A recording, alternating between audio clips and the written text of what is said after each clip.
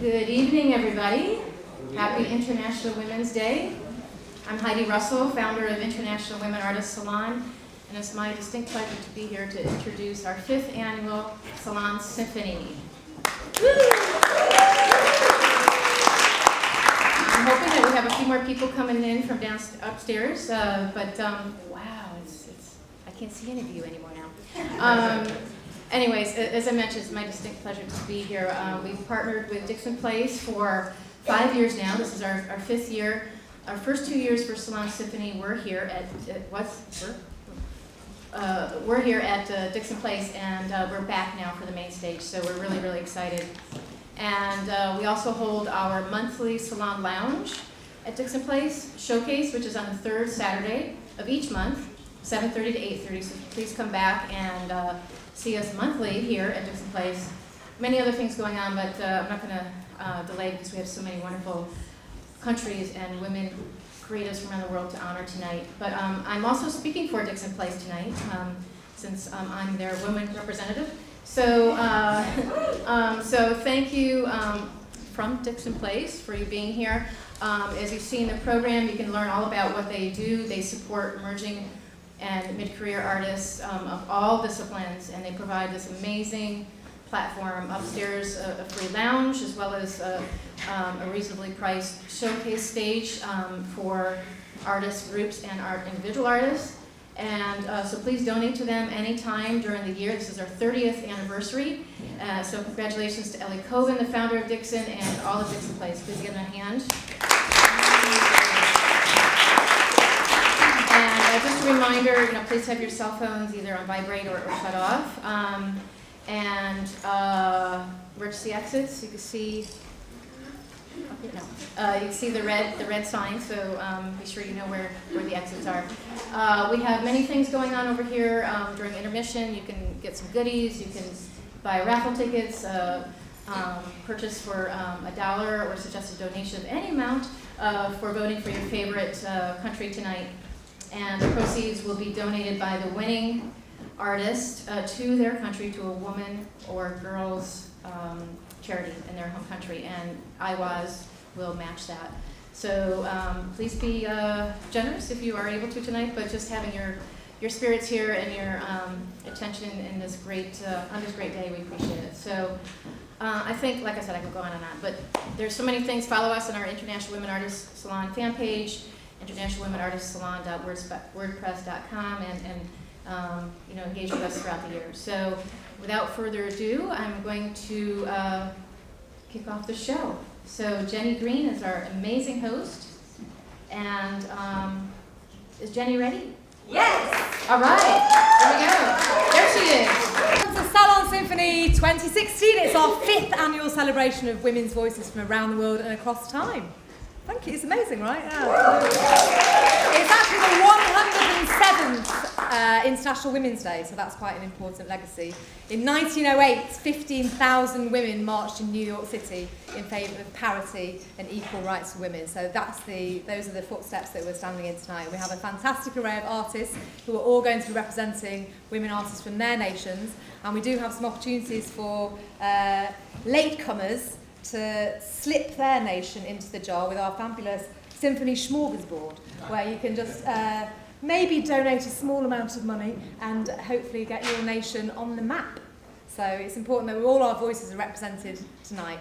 As I say, it's the 107th anniversary of International Women's Day. If you could all take a moment, perhaps, to go onto your mobile devices, don't silence them because it's a symphony. Go on there, look at the International Women's Day website and pledge. On there you can pledge for parity, and that's the first thing that I did this morning. That's parity, parity. There's no parrots and there's no mockery in there. It's equality. That's all we're asking for, simple equality. So let us introduce the first artist for this evening, who will be giving the opening address for the Salon Symphony 2016, and it's the wonderful Marilyn Henry, who is representing the Stage Struck organisation, with an address given by the artist Julia Marlowe, who was an artist, an actor and an activist, who addressed the Women's Congress in May in 1893, I believe, calling for equal rights for women. 107 years on, we're still doing the same thing, but let's not be silenced, right? Marilyn Henry.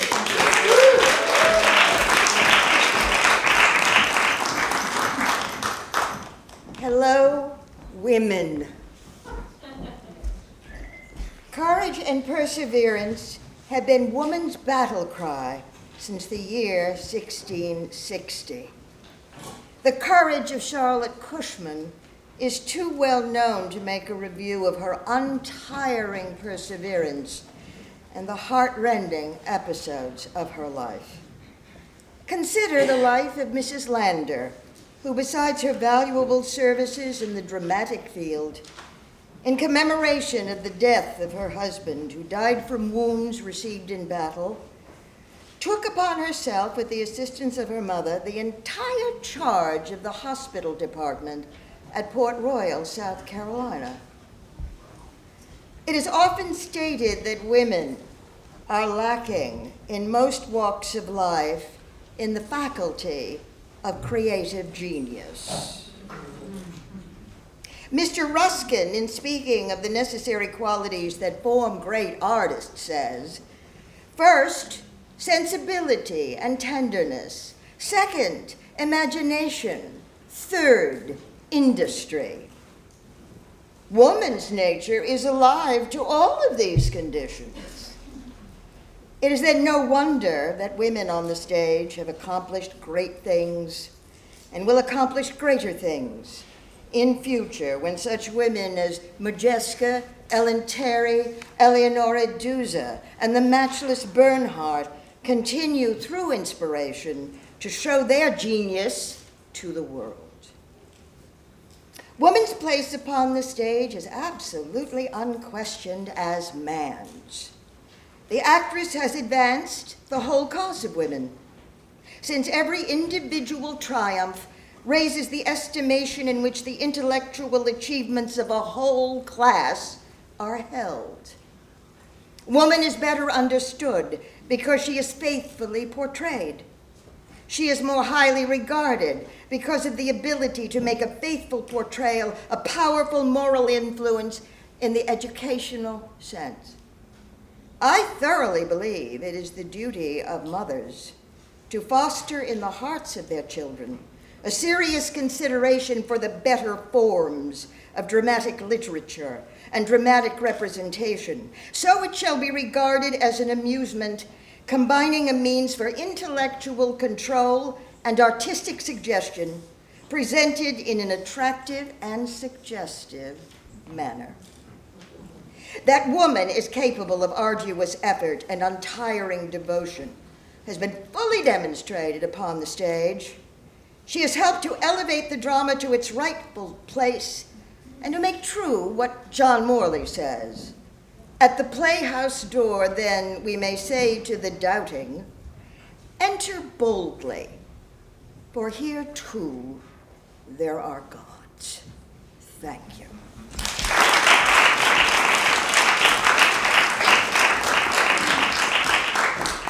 That was clever, wasn't it? I went off over there and then I just came on there. There's magic in the theatre, ladies and gentlemen. There really is.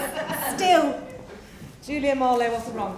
So, the first artist that we had as part of the main symphony this evening was from Argentina, but she dropped out. And I don't know, but I've forgotten all about that war and that atrocious football game, but maybe she is holding it against me. But I will nevertheless read the tribute to the artist. And this is also a good time. Where's our small goddess? Where is Valerie? There she is. Maybe we can get. Maybe somebody can slip in where the Argentines slipped out. I'm coming back down. I was just taking a picture. Okay, calm down, Valerie. And in the meantime, let's just read about Maria Elena Walsh, who was working from February. Well, she was born in February. She probably didn't start working in February 1930, and she died in January 2011. She was an Argentine poet, novelist, musician, playwright, writer, and composer, mainly known for her songs and books for children, who had been considered a living legend, cultural hero, and crest of nearly every childhood. How nice. Hopefully the artist that was supposed to honour her is currently rereading those books. What was written by Maria Elena configures the most important work of all time in its genre, which is a French word, ladies and gentlemen. You'll notice that I do have an amazing array of international words in my vocabulary. Comparable only to Lewis Carroll's Alice or Pinocchio. Pinocchio is also a foreign word for me. And it's a work that revolutionised the way to understand the relationship between poetry and childhood. So that is Maria Elena Walsh, who we're not honouring tonight, but never mind. Valerie? Yes. Who might we honour? Who do we have in your box there? Oh, we have. Shall I pick? Do you want to pick some down? Shall I? We have like quite a few. This is our small goddess, Valerie Hager. A wonderful woman artist. So what we did tonight was really special. So what happened was that there was some people chose to write to basically honor a woman in their homeland who inspires them, a creative woman, and they wrote that woman's name down. And they wrote their name down. And so that information is in here. And we're going to choose one of those lottery tickets. And that person will come forward and share for 1 minute about why that person inspires them. That woman creative inspires them. How exciting. It's like being at the circus. I know. Are you ready? Okay. Yeah. But there's Ready. hold on. Let me just like... Gosh, you think, no, is that money? It's money. That was it. Yeah, here. Okay. There you go. All right. Okay. This is Amy Amsi. I can't read foreign script. Much as Do you want me to help you? It says France, and then it says Camille Claudel. Sculpture. Camille Claudel. Camille I know who Claudel. that is. I knew The wife she of was. Rodin. I know she told me she was a little wife of bashful. Rodin. Come. You work through your fears. It's all right. Tell us all about her. I think we should know more. Oh, thank you. Hey. Awesome. Thank you,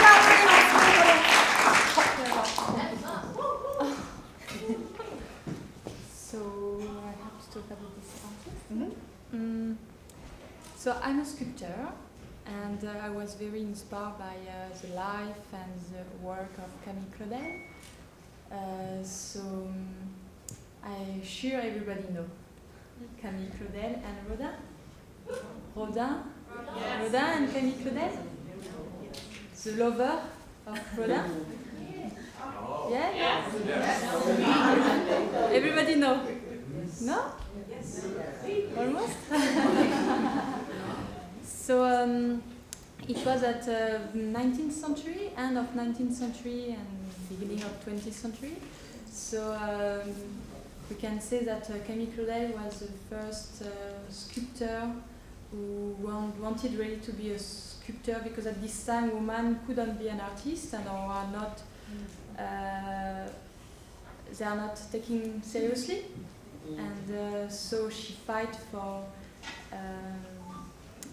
a creation, and she was a real passionate woman and with beauty and with a work incredible, with a lot of sensuality, of love, and so that's why I chose this. Great, thank you.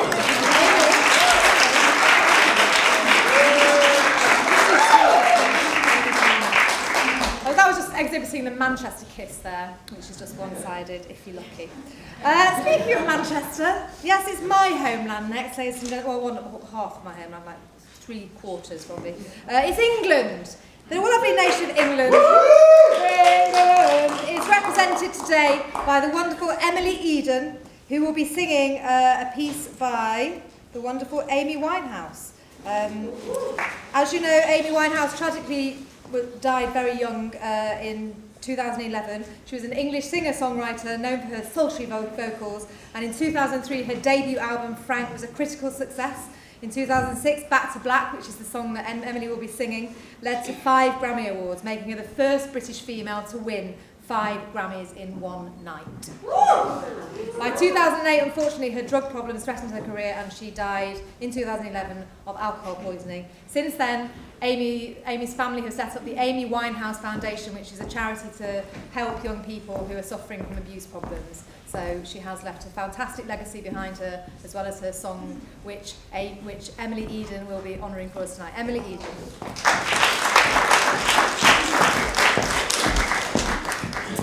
Hello everybody, hope you enjoy this. Feel free to clap along, sing along. Hit it, guys.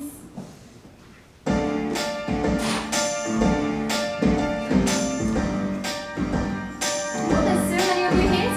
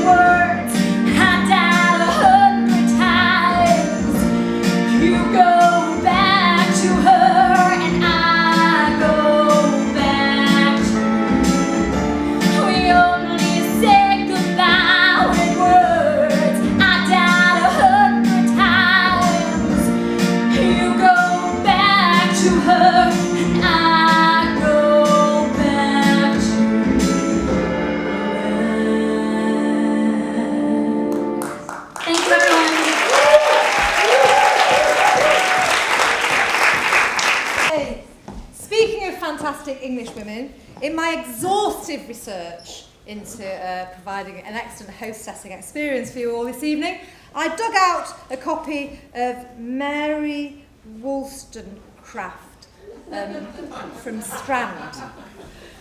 And then I found this quite amusing, this thing. So whilst men were concerned with their Moby Dicks, Mary Wollstonecraft was Wolstenstone, some odd English woman, was writing this very interesting treatise about how women are, of course, equal to men.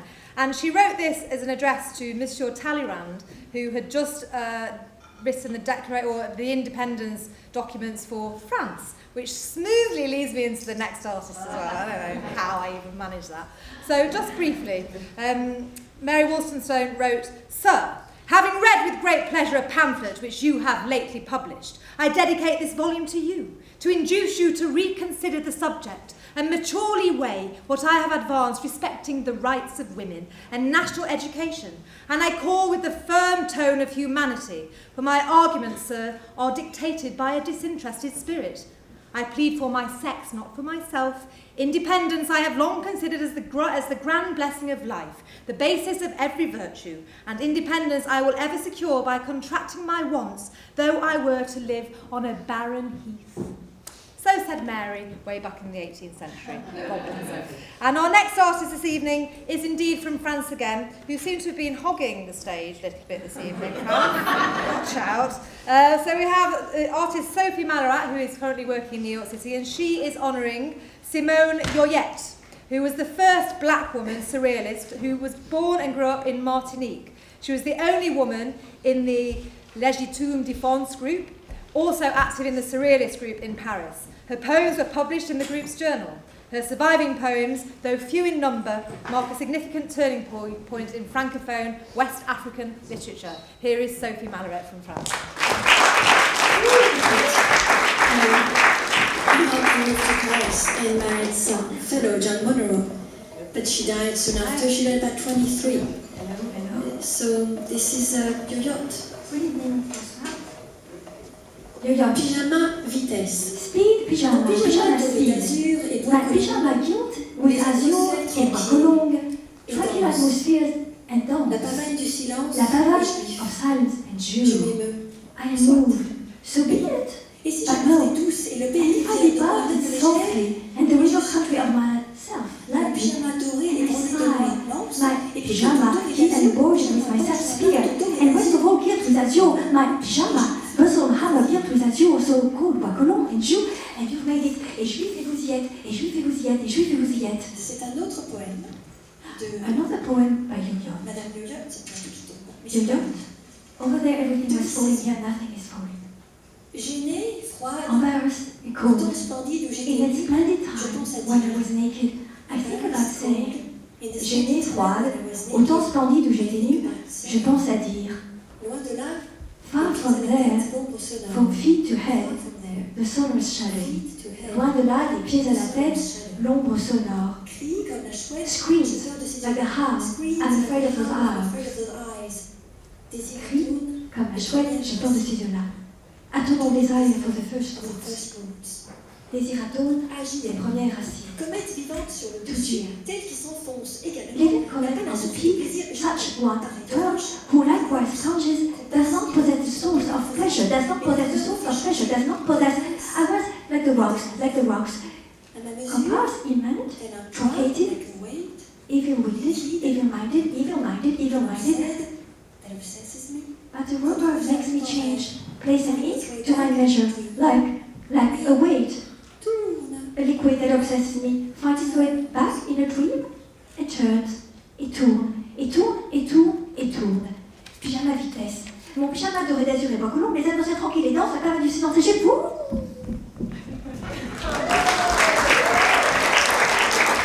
Vive la France! Okay, that's the full extent of my French knowledge apart from genre, which I showed off earlier. So the next artist was supposed to be from Germany, but guess what? They're not coming either. There's something going on there, isn't there? Anyway, I'm not going to talk about the war or football anymore, but the German artist that was going to be honoured was called Judith Herrmann, and she was a German short story and film writer from West Berlin, best known for her volume of short stories, Sommerhaus Spatter. She is one of the leading figures as the Fraulein Wunder and has been awarded the Hugo Ball Prize, the Bremer Literatur Förderpreis and the Kleist Prize. Her most recent work, Aller Lieb Anfang, is her first novel published in 2014. So there is another spot here, small goddess. Ah, yes. And there's another moment for somebody approaching. Who shall we have now? Because we've got a missing German. Are there any people from Germany here? Because they could step into the breach. There's a German-sized I don't hole see any here waiting hands. to be filled. All right, so go ahead. Natural. No, don't. Okay. Okay. Let's see. We have Artie from Venezuela. And the artist you want to honour is Cecilita. Oh, okay, so good. All right, let's give a round of applause. Yes, so awesome. All right, yes, great, great. Hey, Artie. Nice to see you here. Yeah. So, tell us about Cecilita. Hello, my name is Artie, or Arturo, and my mother is named Cecilita. She came from Venezuela. My dad, he came from Trinidad. And a long time ago, he had a pair of binoculars, and he looked across the Caribbean Sea, and he saw the coast of Venezuela, and he remembered that a lot of the most beautiful women in the world, all the Miss Universes, had come from Venezuela. And he said, I got to meet this one. So he took a canoe. This is a true story. He actually rowed across the Caribbean. It's as close as Manhattan to Staten Island. And he rowed across, landed on the beach, then landed on the beautiful lady. 10 minutes of living la vida loca, which is pure madness. And 9 months later, I was born. You know? And my mom, she played piano. And I listened to music as I was growing up. And she said, "You always listen to all this rock and roll." And I said, "Yeah, because I like it. It's rebellious." She goes, "But no, but you're my child. You're not supposed to rebel against me." I go, no. So what she would do, she would take a song like a Rolling Stone song, "I Can't Get No Satisfaction," and she would turn it into a beautiful piano melody. "Oh, I can't get no satisfaction." Or, I said, "Wow, you turned that whole meaning around, Mom." And so she inspired me that no matter how rough things get, no matter how tough things may seem or wild, there's always a deeper meaning or a softer side to lots of things in life. And if you see a bump in the road, think of it as you're going to get past it, and you're going to get to your goal, no matter what it is. Never let anything get you down. She passed away from Alzheimer's, but like inspire means spirit. Her spirit is always in me. To always reach for the stars. Thank you.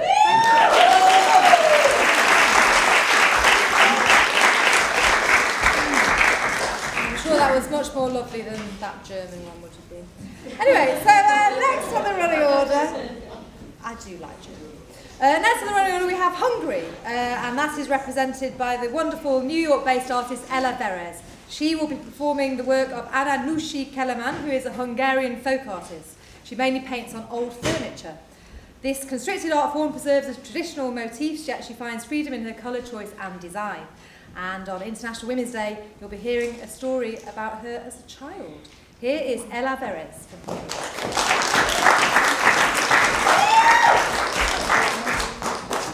I loved painting and drawing ever since I was a child. The truth is that I was a lonesome child. I was supposed to be a boy. I was the second daughter, and my father could just not accept it. He didn't even come to see me when I was born. I still don't know how to handle this, because he came on a big gray horse and started yelling why I wasn't a boy.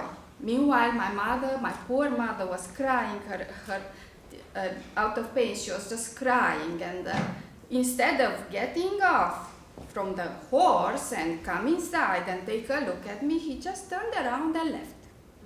And the nurse said to my mother, "Oh, don't cry, sweetheart. This baby won't be alive anyway." Because I was born prematurely at 7 months, so they thought that I'll be dying, but I did not. Well, you know, each time my father would get drunk, they had to hide me from him. He would just be so furious and would raise hell, and I would just run and hide in the chicken coop or in the cellar. But in the end, I was his favorite child. He taught me how to cook because he was a very good cook. He learned during the military service. He also taught me how to keep bees. But when I was small, my sister would push me under the bed with my cradle. She was older than me, with 3 years, you know, and she knew I was unwanted. And, you know, all the kids would play together in the yard, and I would sit about in the chicken coop. So I had to occupy myself somehow. I started to paint, and I was happier. I remember once, you know, I was chaperoning her. My parents wouldn't let her go out alone, so I would go with her at the village dances, and I would sit there for a few minutes, and then I would run back home. But on a Christmas day, I went with her and I sat next to an old auntie. At that time, I mean, even now, I love old people. So this auntie gave me an apple and candies so that I should dance with her son. But I ate her apple, and I took her sweets, and I ran back home. Somehow I just didn't like gatherings. I felt like, I don't know, I probably was trying to figure out this through my painting. Now my poor mother is died, and also my father. But that's not to say that my childhood was, you know, all weeping. I had also funny things. I was a pudgy child. I liked to drink raw eggs. I would just climb in the chicken coop, and I would wait for the hen to lay an egg, and I would poke it, and I would swallow. And my mother had no clue what is going on. She said, "Look again, some weasel or a hedgehog or I don't know, some wild ferret ate the egg again." And one fine day, there was an egg that the shell was too thick, so I couldn't poke through it. So I took it and I went to my mother and I said, "Will you please make a hole in it so I can drink it?" So only now she figured it out that I was the egg thief. And but the bottom line is that, you know, I would paint and paint in the cellar, and when I grew up, I painted my own furniture with the old folk motifs. I painted my armoire, my bed, my chairs, my table, my dowry chest, mirror, because the tradition in our village was that every girl had to have ornated furniture as part of her dowry. So I painted my own. Then I painted my cousins, then my sisters, And nowadays, I have people who pay me to paint entire hotels and restaurants. Furniture, walls, everything.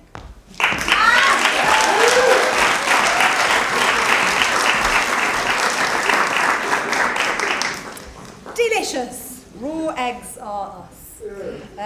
Yeah, don't come to us for dietary advice. Next up we have Iceland, who is represented by Una Eggertsdottir, who will be singing from the work of Ellie Vilhelms, who is an Icelandic singer who would have turned 80 this year. She's considered to be one of Iceland's best loved singers, adored by all ages, and she was a leading pioneer for female performers, and her songs have long been immortalised. This year, a concert honouring her music will be held in Iceland's main concert hall. So we're very happy to welcome here tonight Una Eggertsdottir. Una.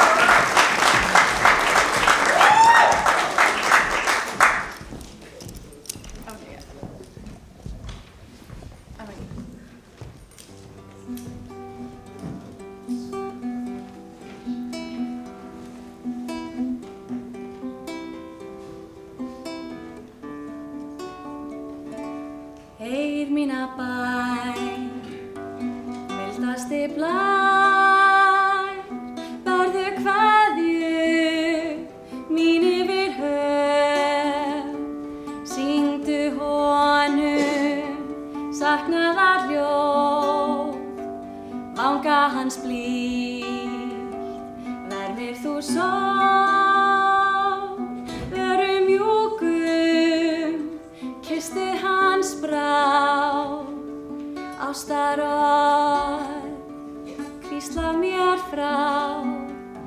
Syngið þið fuglar, ykkar fegursta ljóðalag, flytjið honum í indælu móði, ástarljóð mitt, heyr mína bæn, bára við strönd, blíð þú vaggar, honum við barn, þar til svefnin sígur á brá, draumheimi í, dveljum við þá, daga langa, saman tvö ein, heyr mínar bænir og þrá. Syngið þið fuglar, ykkar fegursta ljóðalag, flytjið honum í indælu móðir, ástarljóð mitt, heyr mína bæn, bára við strönd, blíð þú vaggar, honum við barn, þar til svefnin sígur á brá, draumheimi í, dveljum við þá, daga langa, saman tvö ein, heyr mínar bænir og þrá.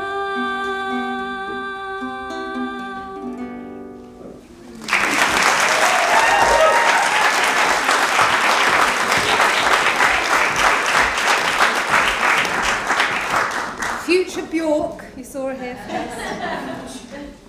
Next we have Ireland, the island of Ireland, who is being represented this evening. Yes, Ireland in the house.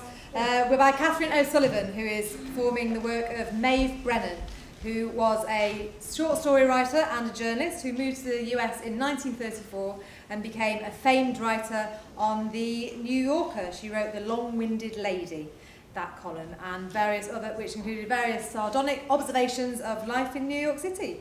And collections of her articles, short stories and novellas have all been published. So we have Catherine O'Sullivan presenting the work of Maeve Brennan.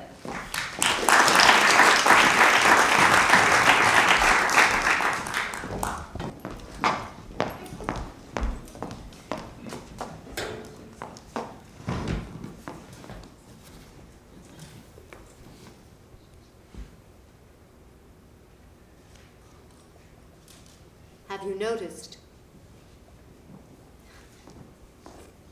That I dine alone? No, I dine solo by choice. Have you noticed? These. I always bring some diversion with me. But have you noticed? I haven't turned a page in 15 minutes. They're a great camouflage. They allow me to listen to my heart's content and make my observations. Sitting in the window is best. Ah, New York, that capsized city, or half capsized at any rate. She bestows the gift of privacy and the gift of loneliness on all who reach her shores. That gray-haired lady, she has bad temper written all over her face. Bad temper and arrogance. What does she keep in that handbag? And what's in the brown paper bag?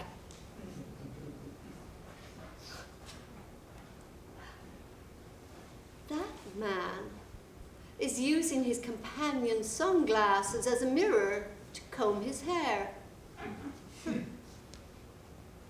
Well, I know we are all only here to remind one another of ourselves, but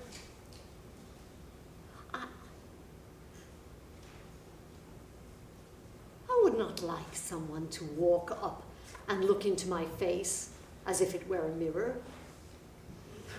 I don't think I would like it any better to go up and look in that face and see myself hiding there.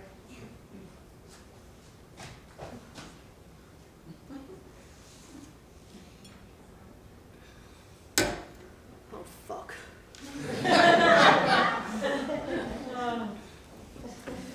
Well, I must go. They'll be here soon.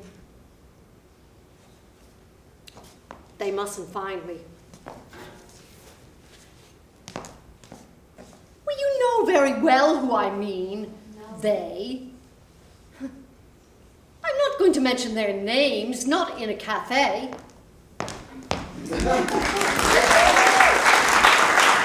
Jade, who's also an amazing musician. She's available for hire, and she can be seen busking on the Q train, so give lots of money. But yeah, we'll hear more from Jade later. At this point, we're sort of halfway through the first half of our show, and I'd just like to remind you all that you can all vote for your favourite artist for a small amount of money. Stuff the ballot just like they do. Get ready for the real elections in a couple of months' time. The next country we have, though, is Italy, who is being honoured by, Italia.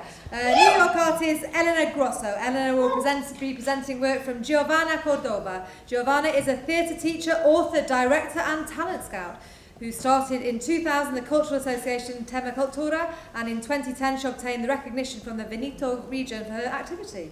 And she directed La Stanza, a theatre company whose shows are premiered in the most important theatres in Italy. And you can read more. There's a lot of Italian words here, which is probably better if I don't spoil them, so I'm not going to even try. But they're in the programme, and here we'll have a real Italian who will be presenting the work of Giovanna Cordova. It's Elena Grosso.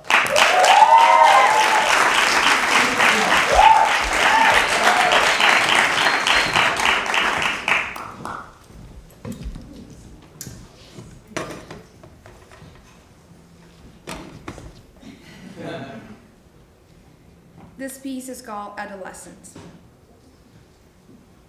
I always like to walk alone in the early morning when the day is not there yet and the night is gone. Because that is the only moment you can see the world, and it is so complete, it's like a dream, but it's real. The trail leads to a clearing. I don't think it has a name, or I don't know how to define it, so I call it Il Posto degli Orti. Because among the vegetation that advances are still recognizable some crops that are already forgotten and torn of handmade articles that in the past delimited a hotbed of greenhouse or a source that it's now dried. I am almost at the top and the climb becomes more gentle and leaves me time to watch. On the plain, which opens to clean light, an uncertain mist covers in section the slope, and que meraviglia, que pace. It's like the beauty of an untouched world that maintains its presence without arrogance, with the thoughts of the night. Un equilibrio dove I contrasti e il fragore dell'anima si quietano. Pian piano la musica di quei pensieri cambia tono e ritmo and brings me back to a pure and thin adolescence, to the fresh stupor of girls that are overlooking at the world, and yet they don't know it. They don't know it yet. And brings me back to that moment in life when everything is possible because you haven't experienced it yet. It brings me back to my adolescence, an ephemeral beauty that it's almost as precious, as fragile as this time of night. My adolescence, our adolescence, that it's now gone, but that it's always within us.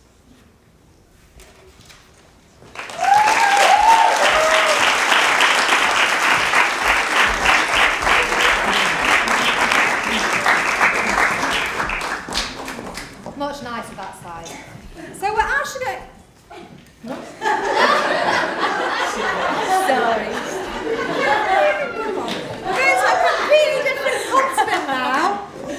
So you're going to, you can come and be the first artist representing the continent of Asia for International Women's Day. Thank you, Asako. This is Asako Takasaki, who is representing Japan. And she was representing the work of Fubiku Koshiji, who was born in 1924 in Japan, who loved music so much since she was a girl that she was singing a song she heard on the radio, and her father recommended she go to the Takarazuka review. It's a good job you are here, actually. And that is a Japanese all-female musical theatre troupe based in Takarazuka, Hyogo, and she became popular as an actress who plays a man. How exotic and spicy. She left that review in 1951 and became a queen of chanson in Japan. Who'd have thunk? That's right.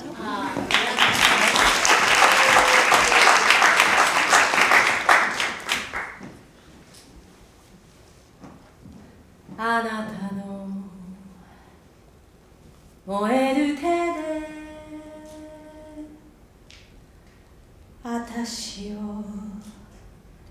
抱きしめてただ二人だけで生きていたいの命のある限りあなたを愛したい命の限りにあなたを愛するの頬と頬寄せ燃える口づけ交わす喜びあなたと二人で暮らせるものなら何にもいらない何にもいらないあなたと二人生きてゆくのよ私の願いはただそれだけよあなたと二人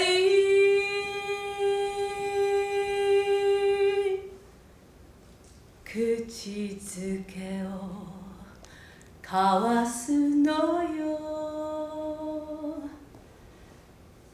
愛こそ燃える火よ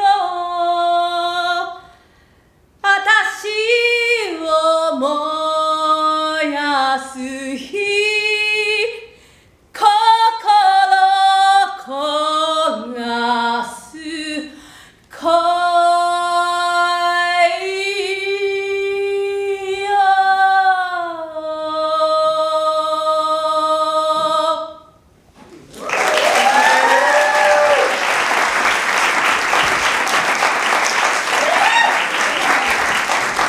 Well, they don't chanson like that in Manchester. That was quite good, wasn't it? So now we have the Netherlands, who is being represented by Sabine Petra, and she will be honouring Karin Bloemen, who is a Dutch comedian, singer, actor and entertainer. And she's been gracing the stage since 1982 with her unique delivery of the Dutch art form of cabaret, which combines personal stories, stand-up comedy and heartfelt songs which challenge society to move you to tears. So here we have Sabine Petra representing the Netherlands. Sabine.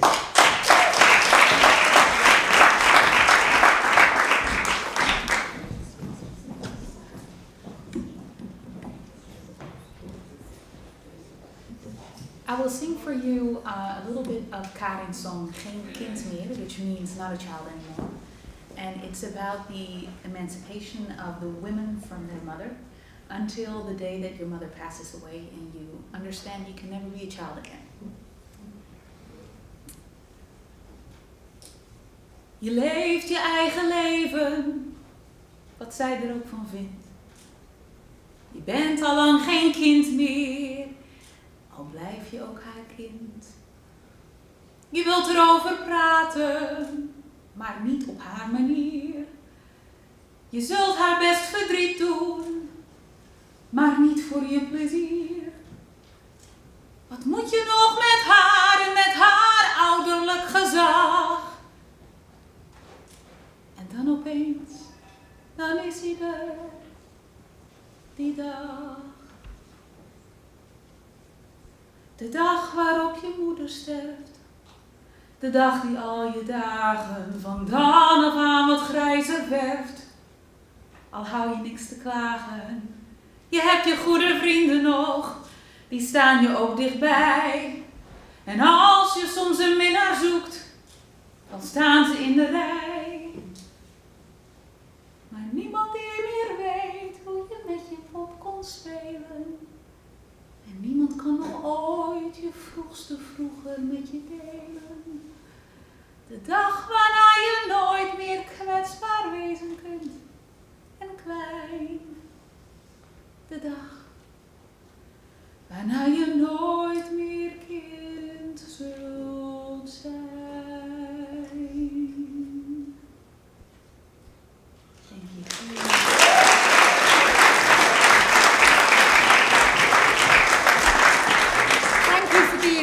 Who'd have thought that the Dutch Bonnie Tyler would sound like that?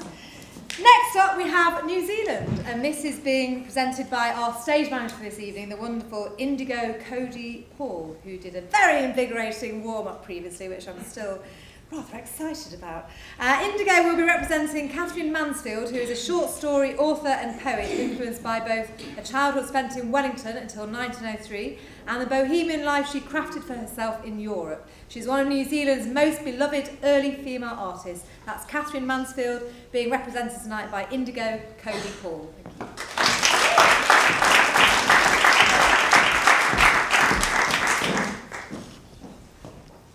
Covering wings. Love, love, your tenderness, your beautiful, watchful ways. Grasp me, fold me, cover me. I live in a kind of daze, neither asleep nor yet awake, neither a flower nor a bud. Brings tomorrow, joy or sorrow, the black or golden hour. Love, love, you pity me so. Chide me, scold me, cry, submit, submit, you must not fight. What may I do then? Die? But, oh my horror of quiet beds. how can I longer stay? 1, be ready. 2, be steady. 3, be up and away. Darling heart, your gravity, your sorrowful, mournful gaze. 2 bleached roads lie in the moon at the parting of the ways. But the tiny, tree-thatched, narrow lane, isn't it yours and mine? The bluebells ring, hey ding-a-ding-ding, and the tree droops over a stream. You hush me, lull me, dark me, the shadow hiding the gloom. Your drooping and tragical bows of grace are heavy as though with rain. Run, run, into the sun, let us be children again.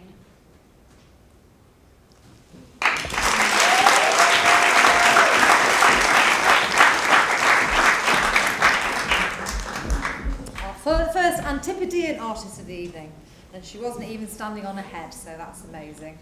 Power of gravity or something. Next we have Norway, and that is being represented by wonderful New York-based artist Emilia Brown, and she will be honouring Maria Triche Venerod. And she is one of the most acclaimed playwrights in Norway. Her plays have been performed at Dat Norsk Teatret in Oslo, Schaumbrunn in Berlin, Theatre of the New City, it's easy to pronounce, the Hustlers Theatre in Copenhagen, and the National Theatre in Budapest, and La Colline in Paris. She has received many awards for her writing. In 2012 she was nominated for the Hedder Award, and I believe this is a brand new piece of work that we're going to see tonight, ladies and gentlemen, so it's a premiere here at the Salon Symphony. Here is Emilia Brown.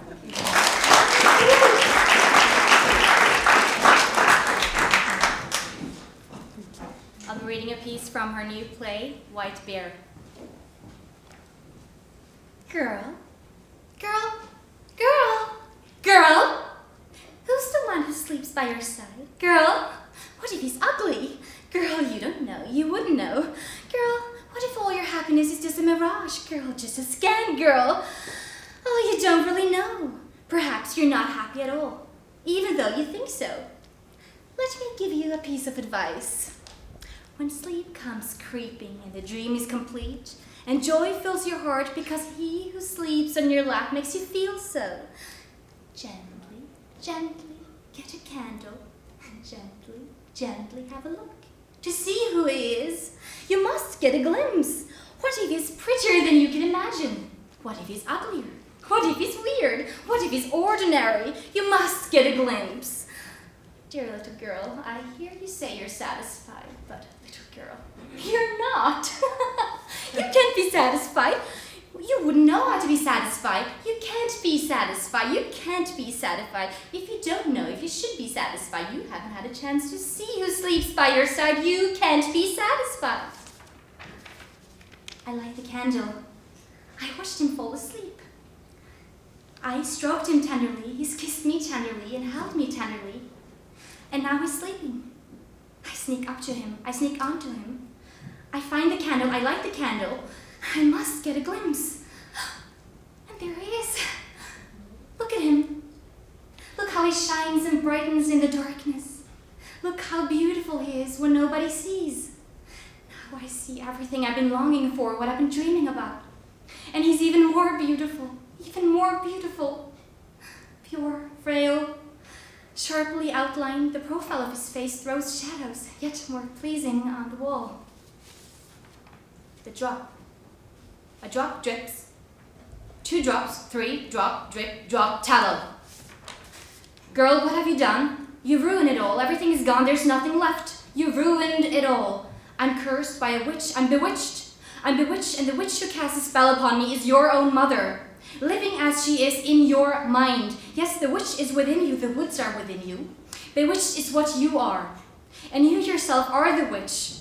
You listened to her poison and let doubt revenge your heart. You trusted her more than you trusted herself. You wouldn't allow us to keep what we had, and what you see now you should never have seen. You had it all. What you wished for and dreamt of, you had it, as long as you had faith. Now, as you're about to lose it all, you see clearly, and when you see, you understand that you are about to lose it all. My dearest, most beautiful girl, You didn't trust me. I told you don't look back. I said don't turn around. And yet you did. All the joy in the world already far away from you now. Farewell.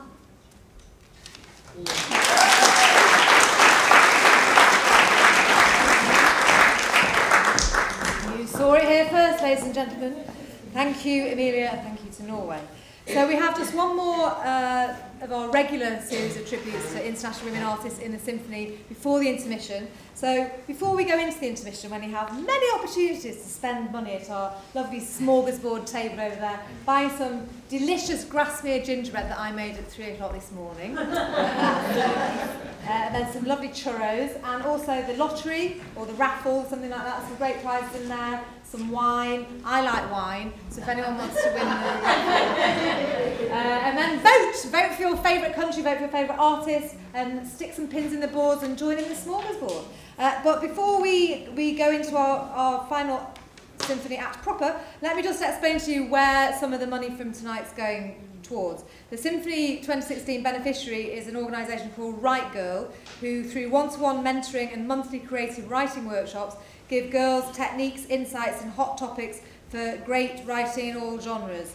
I just felt like a movement, and it was like money that fell down. Just stick it in my G-string. Thanks, Valerie.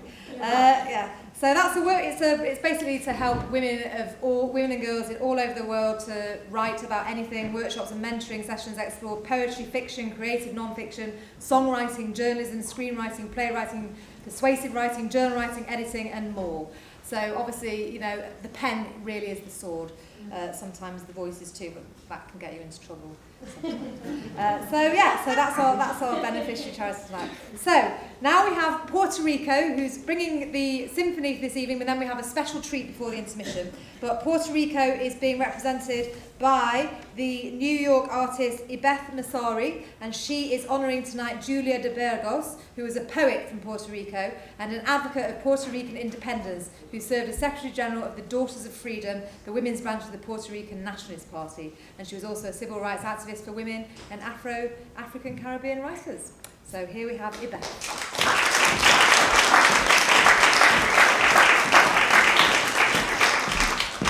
Good evening. This poem Julia de Burgos wrote to herself, to Julia de Burgos. Ya las gentes murmuran que yo soy tu enemiga, porque dicen que en verso doy al mundo tu yo. Mienten, Julia de Burgos. Mienten, Julia de Burgos. La que se alza en mis versos no es tu voz, es mi voz. Porque tú eres ropaje y la esencia soy yo. Y el más profundo abismo se tiende entre las dos. Tú eres como tu mundo, egoísta. Yo no. Que todo me lo juego a ser lo que soy yo. Tú eres solo la grave señora, señorona. Yo no. Yo soy la vida, la fuerza, la mujer. Tú eres de tu marido, de tu amo. Yo no. Yo de nadie o de todos, porque a todos en mi limpio sentir y en mi pensar me doy. Tú te rizas el pelo y te pintas. Yo no. A mí me riza el viento, a mí me pinta el sol. Tú eres dama casera, resignada, sumisa, atada a los prejuicios de los hombres. Que yo no, que yo soy Rocinante corriendo desbocado, olfateando horizontes de justicia de Dios. Tú en ti misma no mandas, a ti todos te mandan. En ti manda tu esposo, tus padres, tus parientes, el cura, la modista, el teatro, el auto, el casino, las alhajas, el banquete, el champán, el cielo y el infierno. Y el qué dirán social. En mí no. En mí manda mi solo corazón, mi solo pensamiento. Quien manda en mí soy yo. Tú, flor de aristocracia, y yo, la flor del pueblo. Tú en ti lo tienes todo y a todos se lo debes. Mientras que yo mi nada a nadie se lo debo. Tú, clavada al estático dividendo ancestral, y yo un uno en la cifra del divisor social. Somos el duelo a muerte que se acerca fatal. Cuando las multitudes corran alborotadas, dejando atrás cenizas de injusticias quemadas, y cuando con la tea de las 7 virtudes tras los 7 pecados corran las multitudes contra ti y contra todo lo injusto y lo inhumano, yo iré en medio de ellas con la tea en la mano.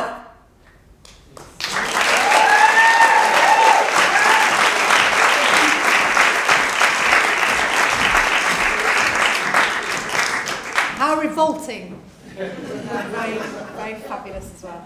So we have a special treat before the intermission, which is an amazing dance group, which is part of the Women in Motion group from Manhattan Theatre Source, and the Estrogenous Festival, which is about to open, which is the longest running festival of short plays by women and produced by women usually in New York City. So we are very, very honoured to have the Women in Motion represented by Bryn Billingsley and her artist troupe this evening, who will be presenting a piece of dance called When They Set the Sea on Fire. And then after that we will be having another fantastic music interlude from Jana Pell, who will be playing some of her work, and then we will have a short intermission, 10 minutes, when we invite you to enjoy some delicious beverages at the bar, and again that 3 a.m. Grasmere gingerbread can't be beat.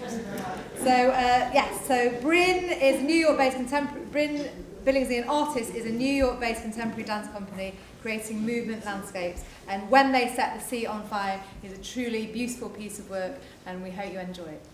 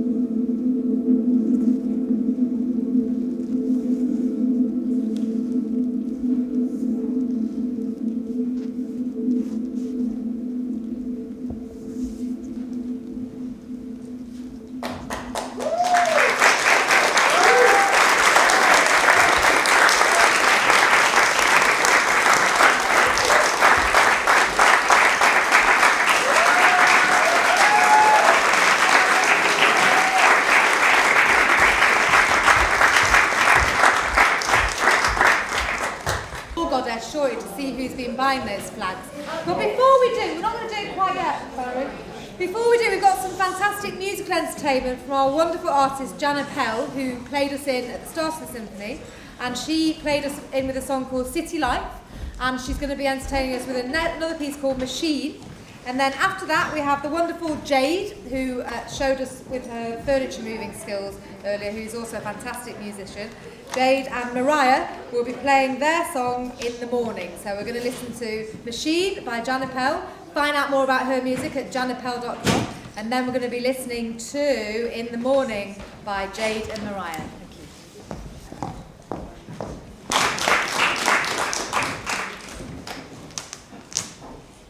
Hi everybody. This is my Women's Day song. It's called Machine.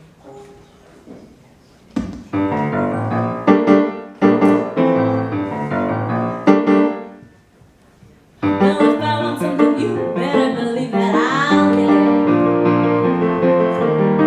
Nothing can stop me, oh no, baby, I just will not let it. And if you try to tell me different, then you are just jealous. I've got everything I need, now I just have to go sell it.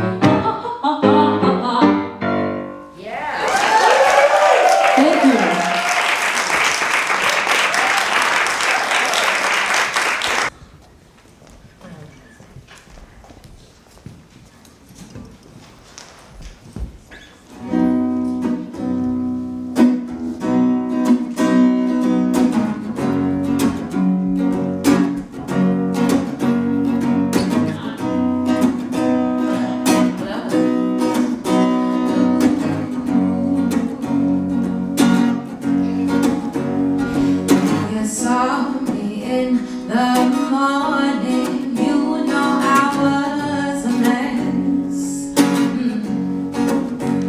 I tried so hard to fit the image of the girls on the TV. That just ain't me. I gotta be completely honest with you. I'm scared to let my guard down in this room. Just us two. I want you to stay and comfortable. You still love me in the morning. Oh, wow. With my head tied up, no makeup, I think I'll give this a try. Stay, please, love on it. Believe me, baby, it's not you, it's surely me. This chemistry is real, it's just my insecurity. Take me back 2 steps and I don't wanna hold out on my love. It bothers me so much, I hope you find me beautiful in the morning.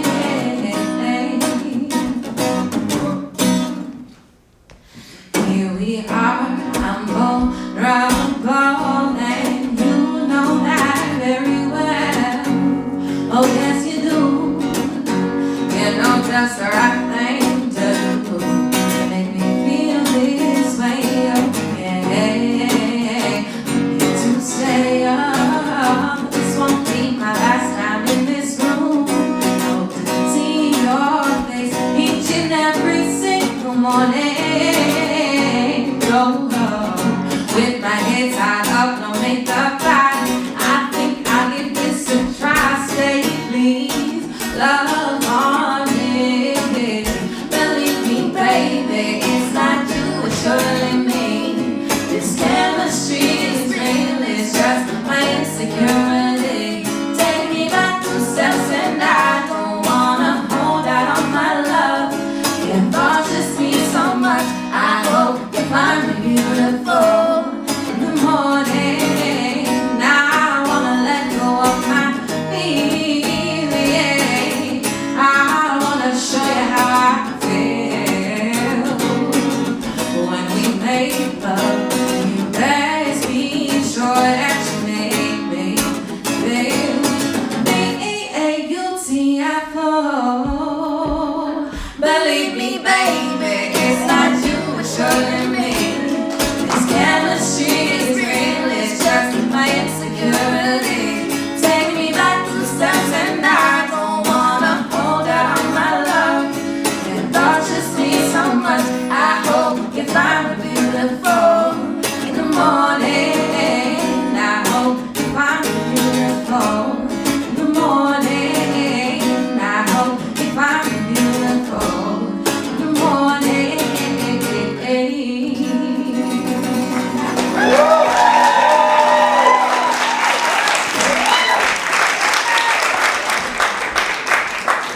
That almost got me dancing back there.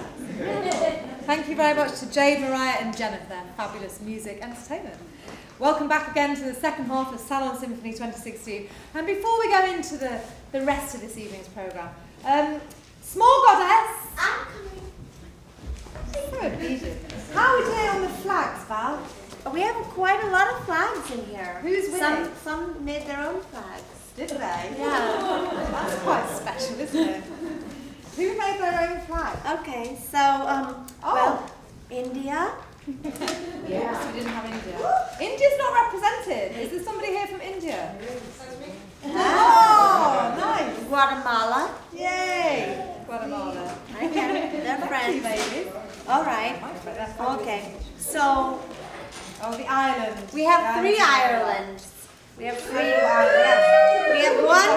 We have like 4 Puerto Ricans. Puerto Ricans. And we have 1 US. Oh. And we have like 4 British, yeah. right? That's you. Is that you? Rule Britannia. Vote for me. That's pretty good. There's some countries that have not been voted for. There's a lot, actually. Yeah, we need to have some more. Yeah. Who So do we need? I think we need almost everybody else, but those few. Yeah. Oh, we sorted it out. Okay. Oh, yeah. We'll sort it out. Bit of strong arm All right. Okay. Thank you, our small goddess, Valerie Hager, a wonderful artist. So we are honoured again this year to be partnering with the League of Professional Theatre Women, who we've been partnering with for the past 3 years. We are very well represented by them.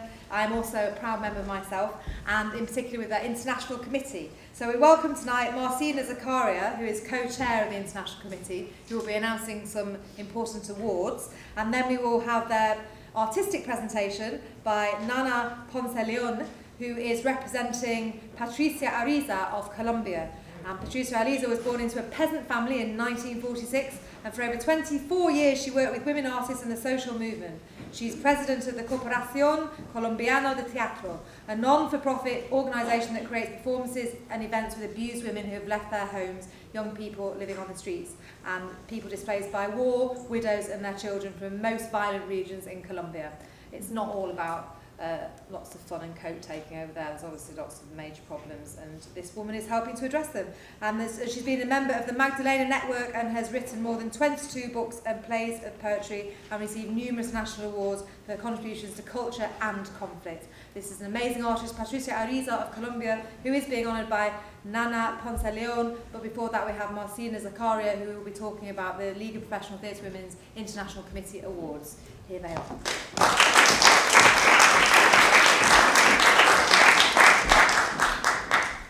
So thank you so much for hosting such an outstanding event.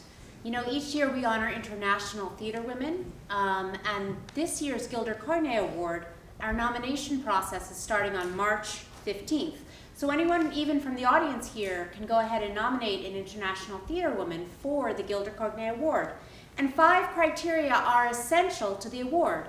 Nominees must have achieved artistic excellence, particularly in the exploration of new forms of theatrical expression. They must have received recognition for their work at home and abroad. They must have demonstrated a commitment in the support of women through theatrical practice. They must have a body of work that inspires and educates U.S. theater practitioners with new ideas from abroad. And they must be able to leverage greater recognition and opportunity via the receipt of the Gilder Carnet Award. And the 2017 recipient will receive a $1,000 cash prize and a trip to New York City, a full-day celebration of her work, curated by the League of Professional Theater Women in collaboration with their partner institution, the Segal Center, including screenings, discussions, workshops, readings, and receptions. And then they'll also get the opportunity to meet and network with New York-based theater companies and artists. Last time we honored Patricia Ariza, and we're very glad that Nana Ponce-Leon will be reading a poem from Patricia Ariza.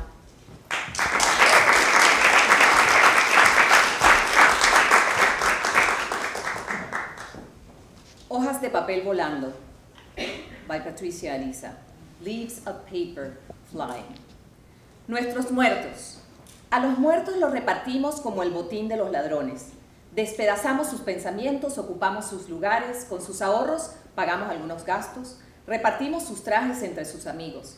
Nos apropiamos de las últimas palabras y sin embargo somos más pobres todavía. Our dead. The dead we distribute like thieves plunder. We tear their thoughts to pieces. We occupy their places. With their savings, expenses were paid. We distribute their suits among their friends. We appropriate their last words, and regardless, we are poorer still. Manos de mujer. ¿Ves estas manos? No saben lo que es un computador. No conocen las conexiones eléctricas, tampoco el peso de las cosas pesadas. ¿Ves estas manos? Han amasado harina y hecho versos. Se han movido en la danza. No me pidas más. Déjalas. My hand. Hands of a woman. Do you see these hands? They don't know what a computer is. They don't know electrical connections. They don't know the weight of heavy things. Do you see these hands? They have kneaded flour and made verses, have caressed face of the insane. They have moved and danced. Don't ask me more. Leave them alone. Trasteo. No importan las pérdidas, abandonar la vieja casa, volver a empacar los libros. Algunos no serán leídos jamás, pero sus palabras están ahí, silentes, acompañándome. Moving. The losses don't matter. abandoning the old house, packing the books again. Some will never be read, but their words are there, silent, accompanying me. Limpieza. Por si se te ocurre lavarme, no me vayas a quitar el barro del que estoy hecha. Cleaning. In case it occurs to you to wash me, don't remove the clay from which I was made. Qué frágil eres cuando gritas, cuando me contradices, esas pequeñas cosas sin importancia. Te amo. Y a la vez te veo tan frágil, tan apegado a esas formas de ser de las parejas. Y te contesto, bueno, está bien. En esos momentos quisiera hacerte el amor, volverte loco para que te olvidaras de ser hombre y te volvieras vida entre mis brazos. How fragile you are when you yell, when you contradict me. Those small, unimportant things, I love you. And yet I see you so fragile, so attached to those ways of being that couples have. And I answer you, well, it's fine. In those moments, I would like to make love to you, make you crazy, so you forget to be a man and become life in my arms. Thank you.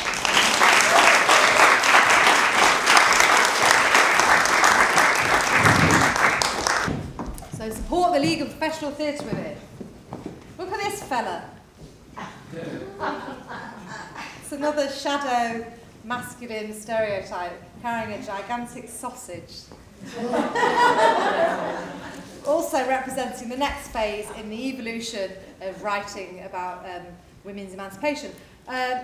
Ostensibly by John Stuart Mill. In fact, he co-wrote it with his wife Harriet, who died unfortunately before it was published, and her name wasn't allowed to be on the cover, but John Stuart Mill did acknowledge that Harriet was widely responsible for writing this very important text on the subjugation of women, and that's probably her high heels that she was wearing in 1789 in a very grim part of Scotland, which might be why she died young. The general opinion of men is supposed to be that the natural vocation of a woman is that of a wife and mother. I say it's supposed to be because, judging from acts from the whole of the present constitution of society, one might infer that their opinion was the direct contrary. They might be supposed to think that the alleged natural vocation of women was of all things the most repugnant to their nature, insomuch as if they are free to do anything else, if any other means of living or occupation of their time and faculties is open, which has any chance of appearing desirable to them, there will not be enough of them who will be willing to accept the condition said to be natural of them.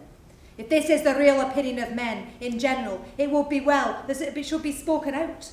I should like to hear somebody openly enunciating the doctrine. It is already implied in much that is written on the subject. It is necessary to society that women should marry and produce children. They will not do so unless they are compelled. Therefore, it is necessary to compel them. Of course, he and Harriet did not think so, and we don't either. And we are proving that women can do a lot more. Obviously, having children and being married is great, but we are also fantastic artists, and we are honouring all of us tonight. The next honoree is from Bangladesh, and it's a video contribution by Rahi, and it's about the artist Ila Mitra, who was a peasant movement organiser of the Indian subcontinent, especially in East Bengal, now known as Bangladesh. Mitra had undergone inhuman torture, sexual violence and societal shaming. Her determination to bring justice to the indigenous people of Bangladesh. She also participated in mobilising public opinion and support during the Bangladesh Liberation War of 1971. This is about Ila Mitra.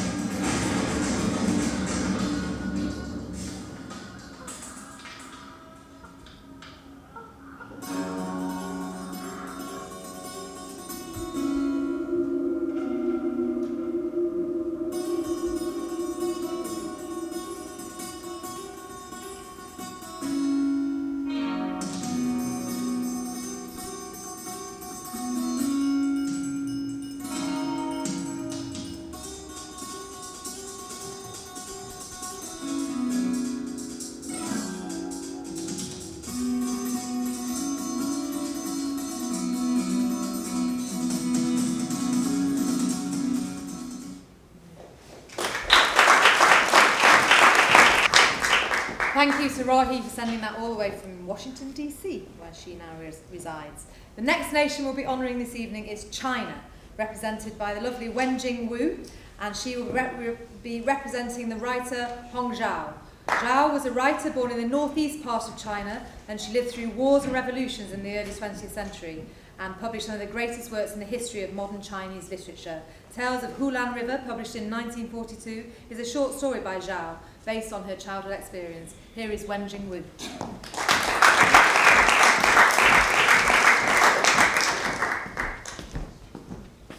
Hi, I'm going to read the part where Shao wrote about the tragic death of a tribe bride. 小团圆媳妇儿当晚被热水烫了3次，烫1次，昏1次，闹到了3更天才散了场。大神回家去睡觉去了，看热闹的人也都回家去睡觉去了。星星月亮出满了一天，冰天雪地正是个冬天，雪扫着墙根，风刮着窗旧，鸡在架里边睡觉，狗在窝里边睡觉，猪在篮里边睡觉，全呼兰河都睡着了。只有远远的狗叫，那或许是从白旗顿传来的，或许是从呼兰河的南岸那柳条林子里的野狗的叫唤。总之，那声音是来得很远，那已经是呼兰河城以外的事情了，而呼兰河全城都一齐睡着了。前半夜那跳绳打鼓的事情一点儿也没有留下痕迹，那连哭带叫的小团圆媳妇儿，好像在这世界上她也并未曾哭过叫过，因为一点儿痕迹也并未留下。家家户户都是黑洞洞的，家家户户都睡得沉实实的。团圆媳妇儿的婆婆也睡得打呼了，因为3更已经过了，就要来到4更天了。Thank you. Yay, China! Sorry, I was just getting beaten up by the next artist from Scotland for that appalling accent that I did before. John Stuart Mill. So we have the wonderful Helen Macmillan here, who is representing Scotland, and her artist is Rona Munro. I have temporarily misplaced the information that I need to read about Rona. But it is all in your programme. You might have noticed that I am just reading some of these things, so you can just read it for yourself. So yeah, without kind of driving myself to distraction, let me introduce Helen Macmillan, who is honouring Rona Munro from Scotland.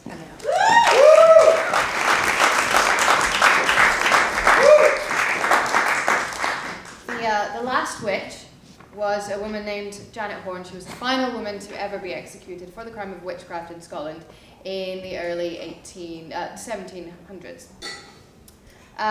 Captain David Ross is the man who was sent to investigate the claims of witchcraft. He now has, at this point in the play, he has Janet chained to a wall in a cell in the church, and he's kept her awake for 4 days straight to try and break her so that she'll confess to her crimes. Oh, you see me clear, do you, Captain Ross? You see me clear now? What do you see? A dribbling skull? Withered dugs and reeking holes? Ah, you run from me. You'll not look in terror like this, will you? This is what the wombs that bear men come to. Sucking dark and bony hips, death swallowing you whole even as it's pushing against you and grabbing your arse and crying your name. That's what you see now, eh? I've every kind of foul mouth and every kind of filth upon me, and so tell me, Captain Ross, why would a man like you lie with the likes of me? Why would a young, golden, bonny lad like you put his face between these drooping tits and put his mouth all over this withered skin and push his way into my dry cavern and groan and moan and sweat his shining silver lust upon me, and when he's done, roll me over and beg me to let him do it again? How could that happen, Davy Ross, do you think? Did you think me beautiful then? No? Well then, do you think maybe I charmed you, Davy? Do you think you were a wee bit bewitched? It's one or the other, eh? Either have the power to make you leap in my bed, or you wanted this. Hag, Davy. Wanted me so bad you pushed me over when I tried to bar the door against you. You were hard before I even touched you. Who did you want, Davy? The witch or the woman? Is it you that's a fancy to put his mouth where the devil's been? Confess the truth, Davy, then maybe we'll both walk free.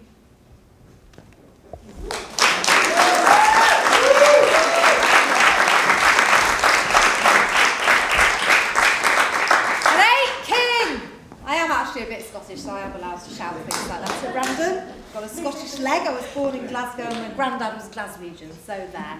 But that was wonderful by Helen Macmillan. Rona Munro was one of Scotland's most prolific playwrights and has written for film, TV, radio and stage, including plays for Edinburgh's Traverse Theatre and the Royal Shakespeare Company. And she describes herself as a woman writer, a feminist writer and a Scottish writer. And I hope all those things inform the writing rather than define it. So that's Rhoda. And her work was amazing, and so was Helen, thank you. Next up, we have Spain, the European Spain, represented by New York artist Patricia Cordona, and she will be talking about the work of Maria del Mar Bonet. We are a little bit restricted because we do have to have the rights to most of the things, so unfortunately we weren't able to get everything covered for this artist, but Patricia is going to talk about Maria del Mar Bonet, who is a Mallorcan singer, composer, poet and painter. And the Mediterranean is, of course, a massive source of inspiration, and she is considered one of the best voices of Europe and has more than 40 years a career in music and has won numerous awards, including the Golden Disc Award, the Doctor Honoris Causa by the University of Balearic Islands, and she's performed in Europe, Japan, Africa, and US. Patricia will tell us more. Here's Patricia Cordona.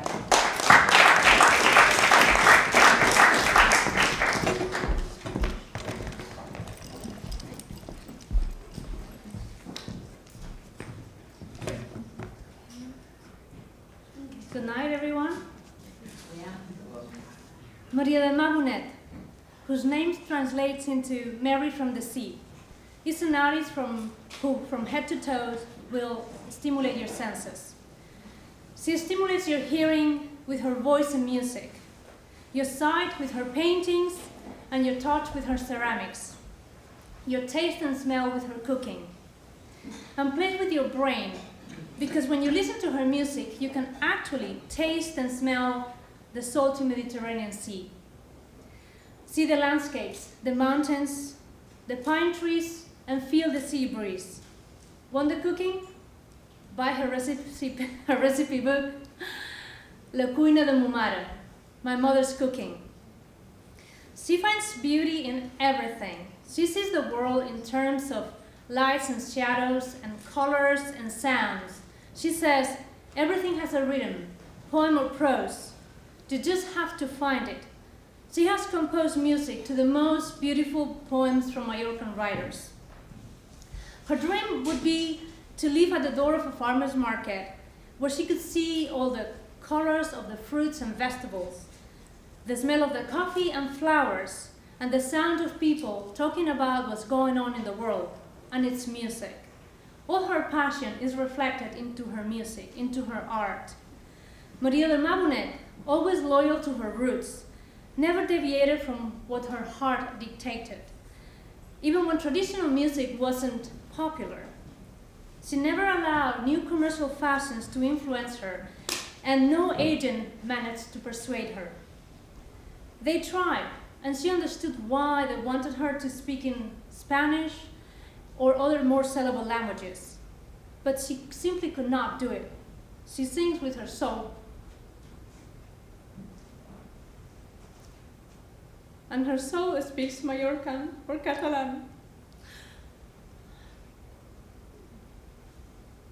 She kept alive our folklore and made it popular again. She claimed the need to teach nations where they come from, and using music as a guide. If you know who you are, it's more difficult for the government to manipulate you. In a country like Spain, where we have 5 official languages and few others unofficial, she pointed out the richness of our country and invited us to embrace the diversity and celebrate it bringing us closer together. Her curiosity and generosity brought her to learn about traditional music from other parts of the world and collaborate with artists from the Mediterranean Sea and Brazil. Her music has inspired choreographers like Nacho Duato, and the Netherlands Dance Theatre has danced to her music. For those who are impressed by numbers, she's been writing and composing for 49 years. She has released about 30 albums, and she has won 35 national and international awards. A fun fact is that we both went to the same high school, but just with some years of difference. So I invite you to research about her and experience her music, because it will transform you. Thank you.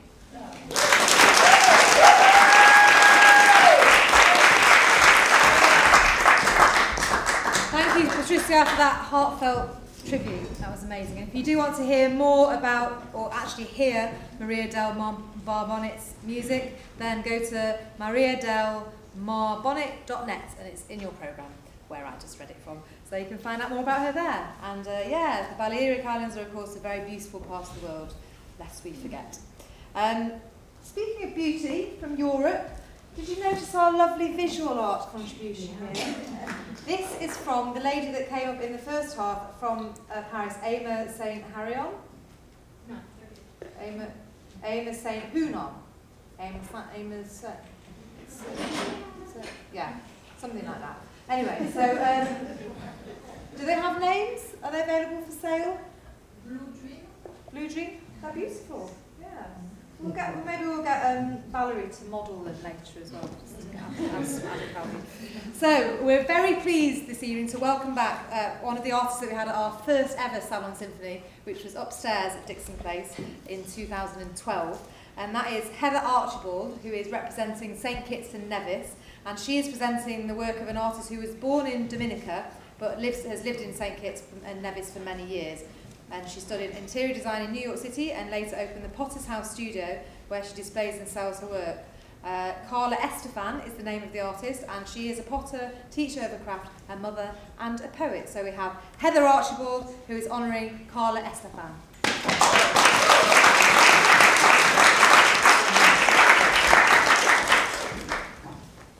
Hi. One of the things I have to add is that Carla is a living person and a friend of mine. And 3 years ago, she found out that she had breast cancer and inspired people on the island at the way that she decided to have her mastectomy, and was not hidden about it. Usually in our culture, people hide these things as if somehow you did something wrong. So, I just wanted to add that to her bio. And this is a poem that she wrote. Artisan by the Sea. The rock called to him, he said, as if the rock could talk. It pulled him like a magnet. Every day he came, he sat there alone on the beach, looking at this rock, wishing he could take it home. Then one day he drew a face. It was the face of a Rasta man. Long locks cascading to the ground. Like it belonged there, a spirit emerges, as if seeking freedom from the belly of the rock. The rock is speaking loudly in his dreams. He returns. The sound of sea waves crash upon the shore, his only companion. Swoosh, swoosh. The artist beckoned by the rock, addicted to its charm. He comes each day now, armed with chisel and hammer. He sits on the empty beach, chipping away at the rock, calm, focused, working with cool meditation, each chip in harmony with waves. He chisels away the lines he drew, carving out sculpted faces in the rock.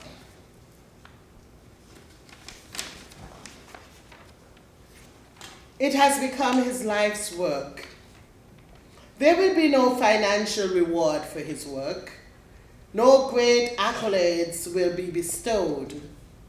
Just the admiration and wonder of beachgoers who, for perhaps generations, may stop, look, and wonder just how this treasure came to be created. And who is BW etched for eternity in this rock of faces? Today at the beach, along with my children, I pause to admire the rock. My daughter asks, "Who do that?" I told her an artist created this one-of-a-kind piece. And guess what? He can't move it from the beach, so it's here. Just admire it. Thank you.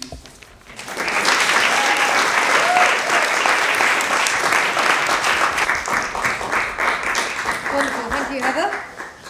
Front row seat there. Pride of place. Next we have Turkey, and it's an artist who's actually been on the stage before, who we are actually honouring this evening, Ege Maltepe, who is being honoured by Derya Kalikol. I think there was a flyer in your programme. Their show is actually going on this weekend on Friday and Saturday, so you can find out more about it and see it, the whole piece then. This is an excerpt. Ege is a Turkish actress, playwright and director who lives in NYC and is known for her projects such as Variations After Joe, T for Three, Tits, outrageous title, and her new play, Women of New York, receives its world premiere at the moment, so you can go and see that at the 4th U Society, New York City. Here is Derya Kalikol presenting Ege Maltepe's work.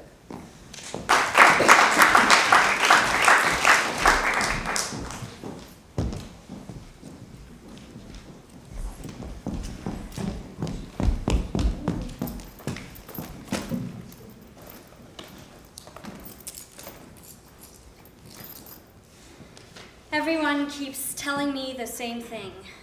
Why don't you try online dating? No, thanks. I don't have time to waste with some creepy middle-aged man who'll try to impress me with the things he owns, to make me feel like he can take care of me. I don't want to be taken care of. I'm doing okay. I just don't have any time, that's all. I'm a single mother and I have shit to do. Excuse my French. But I'm just tired of explaining to everyone that a woman can have a child and a corporate career in New York City and live a happy life on top of it.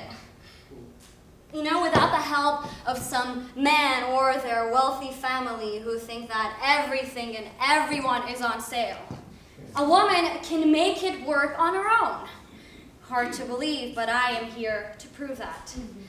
Sometimes I feel like I'm on a mission.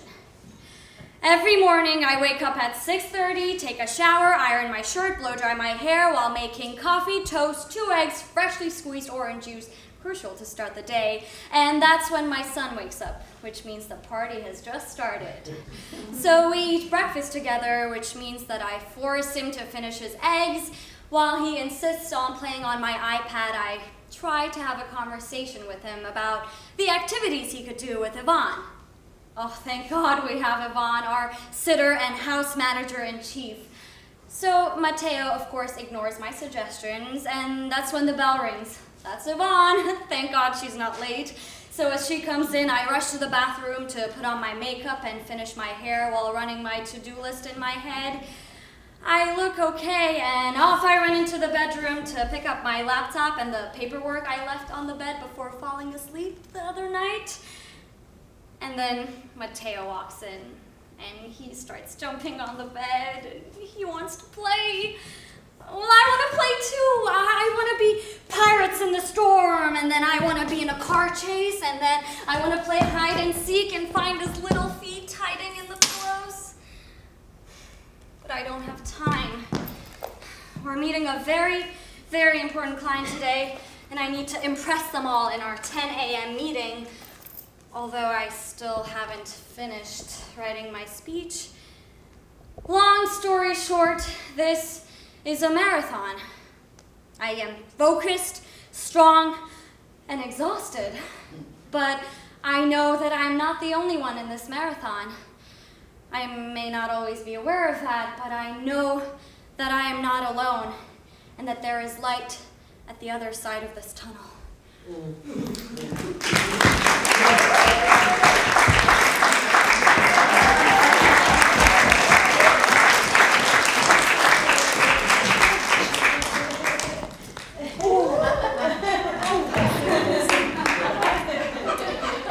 That sound of the night.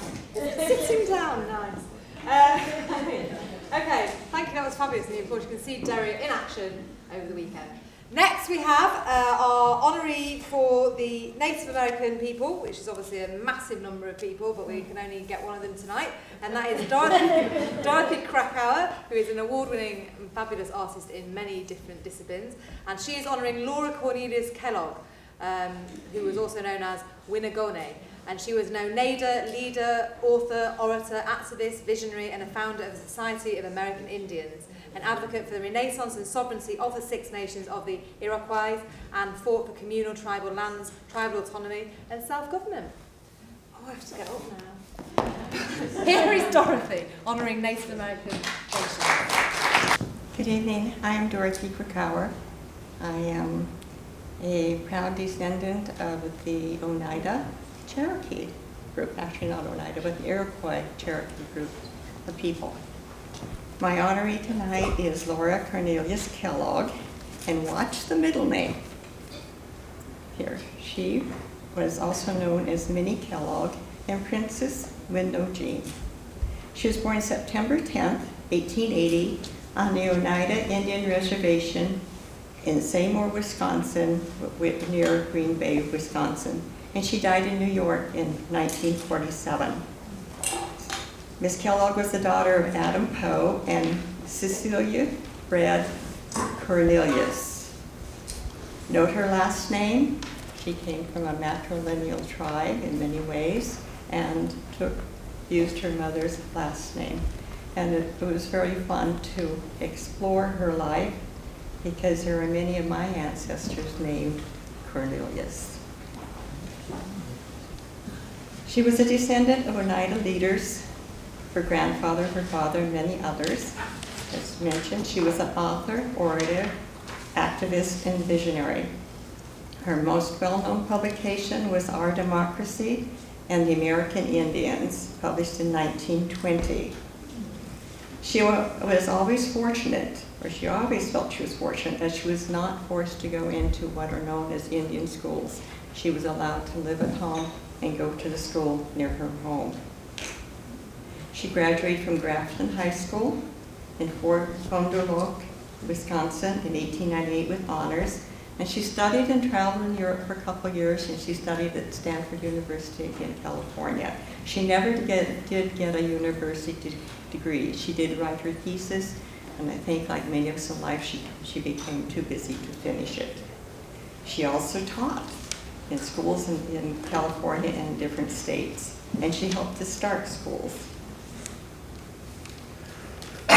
She also has another name. In May 1903, Miss Kellogg spoke at the eviction of Indians from Warren Ranch Hot Springs in California, and thereafter in California was called the Indian Joan of Arc. Yeah. I don't think she will make it, though, to the streets. I don't think it'd be allowed in the United States at that time.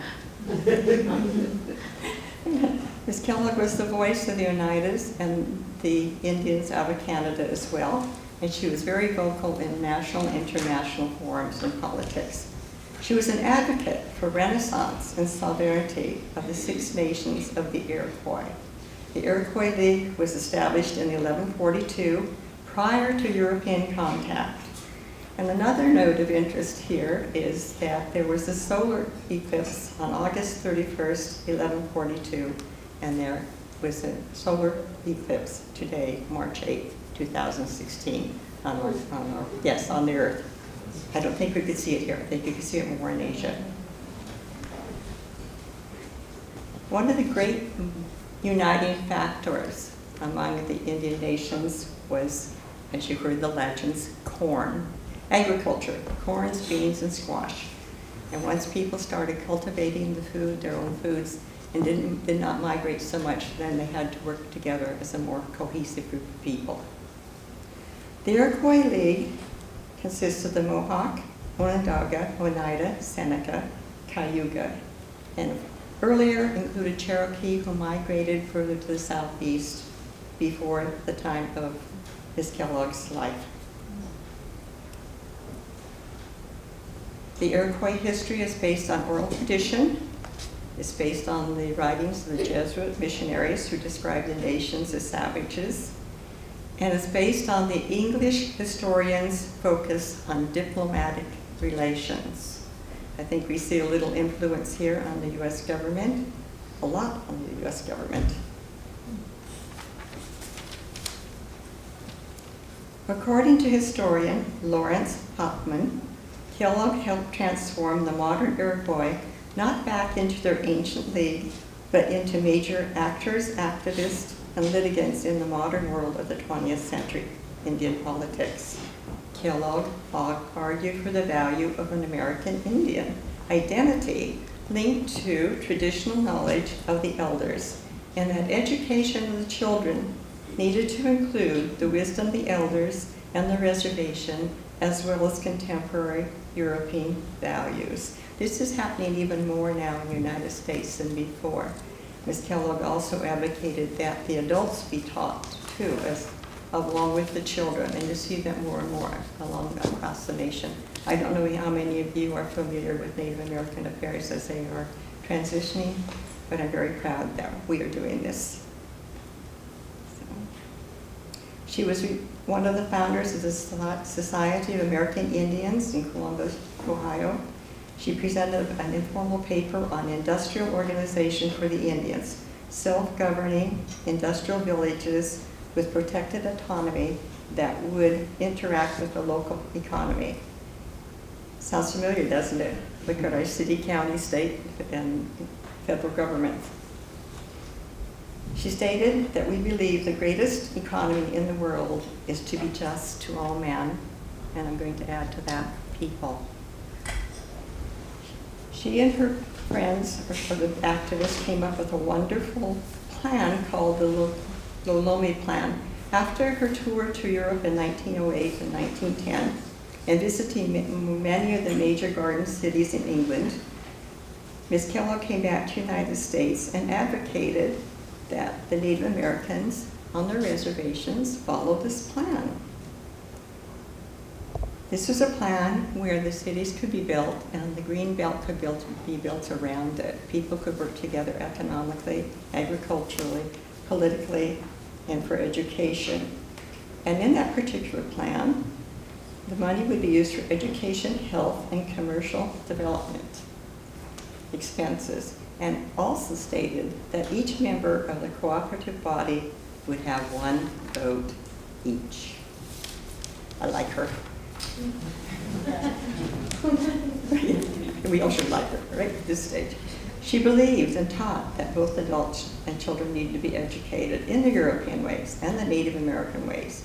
She was often always an activist, and there were times that she and her husband, who graciously stepped in and helped her along the way, were arrested for their activities. That sounds familiar too, doesn't it?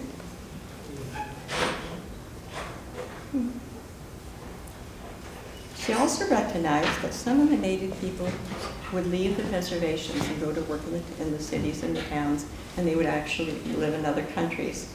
But she also acknowledged that others would just be happy on the reservation. And the reason for that, she said, is that land and family ties are strong. In her other writings, Laura Cornelius Kellogg stated that the Indians are silent students of nature. They are diffident, but do not mistake their silence and seemingly stolidity for lack of mentality. She mentioned, and this is very apropos for tonight, and I'm going to dedicate this one to Heidi Russell, that the Indians have a strong characteristics is their love of the beautiful, and that applies to all artists. And they could not make a race, and they could make a race of artists if they so apply these characteristics to not only our lives and to our homes. And Heidi in the International Women's Artists Salon is doing just that. I'm going to end with this. U.S. democratic principles of freedom and equal opportunity to each nation under the protection of a federal government was long in practice before the United States was formed. Another wonderful thing that Ms. Kellogg pushed, and this is the final, is the Lolomi Society. And under these principles is, again, it's an ideal society where you live in your community and you work together with your green belt and you become self-sustaining. And they actually have been able to do that in certain sections of the Oneida tribes in Wisconsin. And to you I say, Lolomi. Lolomi is a Hopi term which means perfect goodness be upon you, Lolomi. Thank you.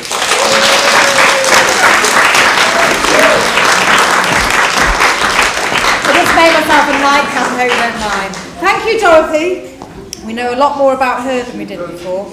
So we've seen 21 amazing tributes to women artists throughout history and time this evening. So thank you all so much for being part of our tributes, and thank you so much to all the artists. And now we're honouring the great Northern Territory of Canada in the person of Christine Dixon, and she will be honouring Harriet Tubman. Harriet was, of course, a nurse, a spy, and a cook during the Civil War. She also led the Combahee River Raid, which was the first time during the American War that a woman led a raid during a battle. Harriet rescued over 750 enslaved people whom were left behind by their masters on the Gular Islands. During the 1850s, Harriet could no longer hide her fugitives in free states in America. She now had to travel to Canada with her fugitives to give them a chance for freedom. We welcome Christine Dixon, who will be honouring Harriet Tubman for Canada.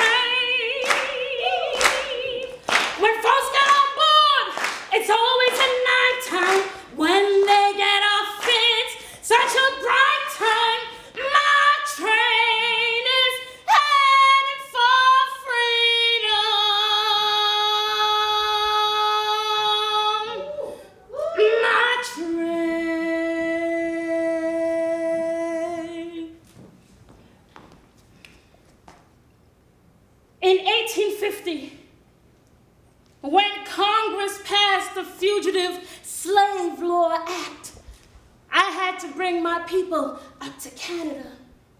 And I had been bringing folks to freedom for 3 years at this time. So now the Fugitive Slave Law Act said that no free state could harbor or shelter any escaped slaves. And every officer of the law had to arrest them and send them back. And those that didn't were charged. They were fined $1,000. And those that did bring them back, they were beaten near to death. And then they were sent back from whence they came. And some of them were sent further into the deep south. So like I said, I had to bring my people, my fugitives, up to Canada. And my mother and father, they were the last people that I ever brought to freedom. And we spent that first winter in Canada. But because of my mother's suffering and complaining loud, I vowed that one day I would bring them to a much more comfortable home, to a place that we could all share. Now my mother once told me that you're not to have been enslaved. Let's go, sugar. My mother once told me that, stand over here, let go of me, okay? My mother once told me that you're not to have been enslaved. So I paid a lawyer to look up the will of my mother's first master. And there he found a little girl, Rit, my mother, who was given to his granddaughter to look after the little girl until she was of age. But the little girl had died shortly after, and there were no provisions in the will as to what to do with my mother. So this meant that my mother was emancipated, meaning what? I said meaning what? What does emancipated mean? Free. Thank you, that's more like it. So at 9 years old, my mother was free. How old are you? Free. Okay, you ain't got to answer that. I'm not, that's okay. I'm 60. I'm 60. Well, you look good. Sing it loud. I'm 60. Thank you, sweetie, but I work alone. Okay? So at 9 years old, my mother was free. But no one informed my mother of this fact. And so my mother lived enslaved in bondage for the next 69 years until she was freed by her very own daughters. And I sometimes think that my greatest achievement ever was rescuing my parents. Yes, yes. You see, my parents were old now, and their life was so simple. But praise the Lord, they was free. I could see them there in the morning, slowly walking by, hand in hand, on the other side of Jordan, safe and sound in the promised land. At the age of 93, March 10th, 1913, I was buried with military honors, Fort Hill Cemetery in Auburn, New York. I rescued thousands of people during my day, and I never ever learned how to read or write. But it was always my faith in God and my trusty pistol that I was always packing that kept me safe. You see, when folks get on board, it's always nighttime when they get off. It's such a bright time. My train is headed for freedom.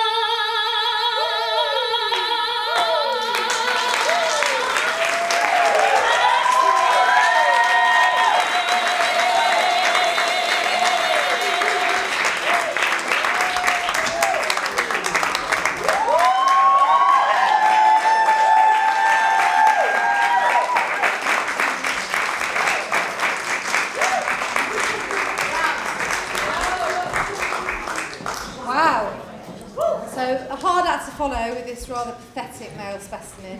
Last one I have left. Those men. I think Helen Macmillan told me to say this is for the men that lack something in the trouser department, perhaps. A big motor. So I hope that energised you for our final couple of acts for this evening. We have a couple more final things. I just wanted to make my last reading from my brief tour of feminist literature. Virginia Woolf's A Room of Her Own, of One's Own. I told you in the course of this paper that Shakespeare had a sister, but do not look for her in Sir Sidney Lee's Life of the Poet. She died young, alas. She never wrote a word. She lies buried where the omnibuses now stop opposite the Elephant and Castle. Now, my belief is that the poet who never wrote a word and was buried at the crossroads still lives. She lives in you and in me, and in many other women who are not here tonight, for they are washing up the dishes and putting the children to bed. But she lives. For great poets do not die. They are continuing presences. They need only the opportunity to walk amongst us in the flesh. This opportunity, as I think it is now coming within your power to give her. For my belief is that if we live another century or so, I am talking of the common life, which is the real life, and not of the little separate lives which we live as individuals and have 500 a year, each of us, and rooms of our own. If we have the habit of freedom and the courage to write exactly what we think, if we escape a little from the common sitting room and see human beings, not always in their relation to each other, but in relation to reality, and the sky too, and the trees, or whatever it may be, in themselves. If we look past Milton's bogey, for no human being should shut out the view, if we face the fact, for it is a fact, that there is no arm to cling to, but that we go alone, and that our relation is to the world of reality, and not only to the world of men and women, and not only to the world of men and women, then the opportunity will come, and the dead poet, who was Shakespeare's sister, will put on the body which she has so often laid down, drawing her life from the lives of the unknown, who were her forerunners, as her brothers did before her. She will be born. As for her, coming without that preparation, without that effort on our part, without that determination, that when she is born again, she shall find it possible to live and write her poetry, that we cannot expect, for that would be impossible. But I maintain that she would come if we worked for her, and that so to work, even in poverty and obscurity, is worthwhile. That's what this symphony is about. Thank you very much. And we have another fantastic tribute to the nation of Bulgaria, and then we will have another musical tribute to follow. So we have the fabulous New York-based artist Evgenia Radilova Duckworth, the Duckworth part's less Bulgarian, and Sveta Dimova, who are presenting the work of the Nestinarki dancers, women who dance barefoot on glowing embers, which are live coals, ladies and gentlemen, the night of the feast day of Saints Constantine and Helena. They walk across the embers, pressing their feet against the live coals, shouting all the time. In this state of trance, the Nestinari often voice prophecies. So hopefully that will send us into a dream world with some hot thoughts. Here are Evgenia and Sveta.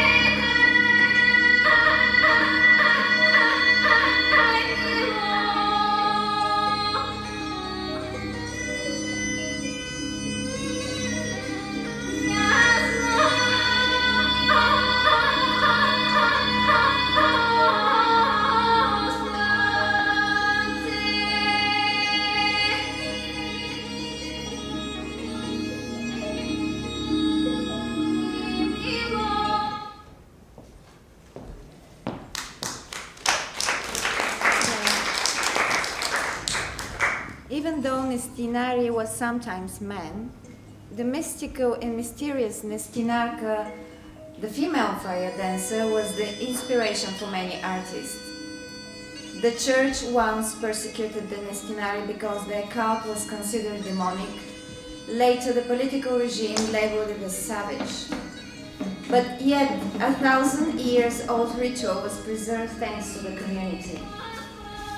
They say you need a village to raise a child. We say we need the village to keep what has been achieved so far and to continue to spread the word. We chose to introduce this tradition tonight to honor not one altar, but every woman who, like Nestinarki, the fire dancers, walk their path often through hardship and pain, stepping on life coals, but showing no trace of burns. To celebrate the act of courage and determination of the ordinary women who have played an extraordinary role in the history of their countries and communities. We are sending love to each one of you, as well as to every man who are making positive changes for women. Nestinarka, the sister of the saint, is dancing for you tonight, maybe making a prediction, a call for change, or sending a message. None but ourselves can free our minds. Thank you.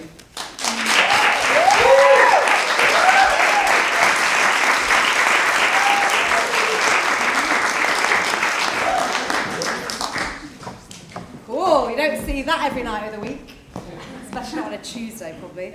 So, that was all of our symphony, something like that, for the evening. Thank you so much to everybody for coming out and supporting us. Thank you to all of our wonderful artists that we saw on stage this evening, to Mary-Lynn, to Emily, to Sophie, to Ella, to Una, to Catherine, to Ellen, to Atsako, to Sabina, to Indigo, to Amelia, to Ibit, to Evgenia, to Marcina, to Nana, to Rahi, to Wenjing, to Helen, to Zipporah, to Patricia, to Heather, to Daria, to Dorothy, to Gwenver, to Christine, and to Bryn. And lots of other people who were also collaborating them, whose names aren't on the list that's in front of my very eyes, because I am going a bit cross-eyed at this point. Thank you even to the Argentinians and the Germans who didn't bother to show up. Thank you to and Victoria. And thank you so much to everybody that's helped backstage that you haven't seen. Thank you so much to Amy, our wonderful technical director, who put together all the video projections. Thank you so much to Indy, who is helping with the stage managing backstage, to Vanessa, who's stage managing, to Darby, who's stage managing, to Jade, who's been our musical coordinator, to who else? To Valerie, our small one. Without whom I would not have had dollar bills stuffed down my bra. That was exciting.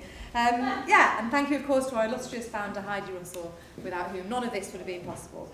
So we would like to close out this evening with a musical tribute from the wonderful Jade and Mariah, who will be playing a slightly interactive song, ladies and gentlemen, just to make sure that you are awake on the subway on the way home. It's called Put You First. This is Mariah and Jade. Thank you so much for coming to the Salon Symphony 2016. And don't forget to vote for your favourite country. Yeah, it's Britain. I've been Jenny Green, thank you very much. Alright guys, so this is the last song. So if you guys get with the chorus, I would love to hear you guys sing it. It's important. It's called Put You First, so it speaks for itself. And if you're feeling the words, sing along. Can I get a clap?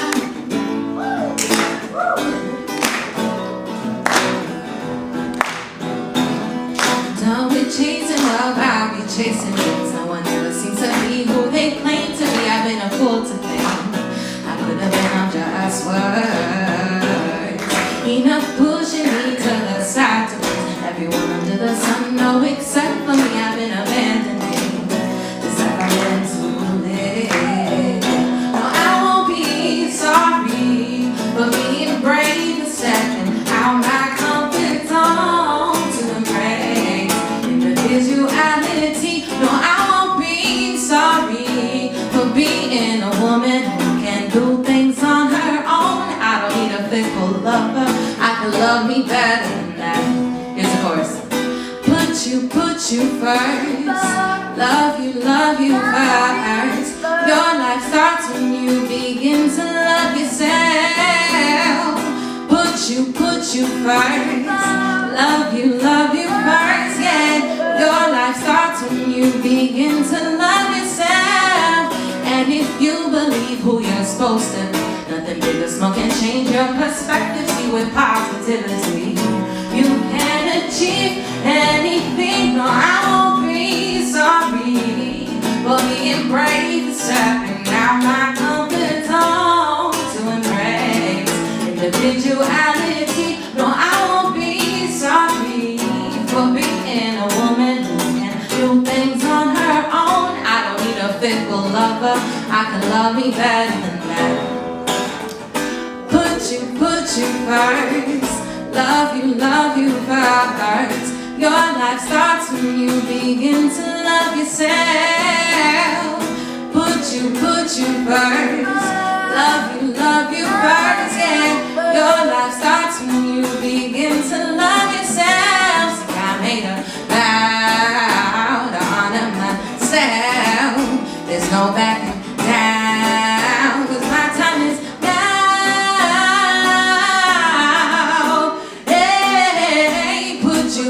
you first, love you first. Your life starts when you begin to love yourself. Can I hear it? Put you first, love you first, yeah. Your life starts when you. Let's do it one more time, okay? Let's hear it. Put you first, love you first. Your life starts when you begin to love yourself. You guys sound great. Put you first. Love you first, yeah. Your life starts when you begin to love yourself. Hey. Thank you guys.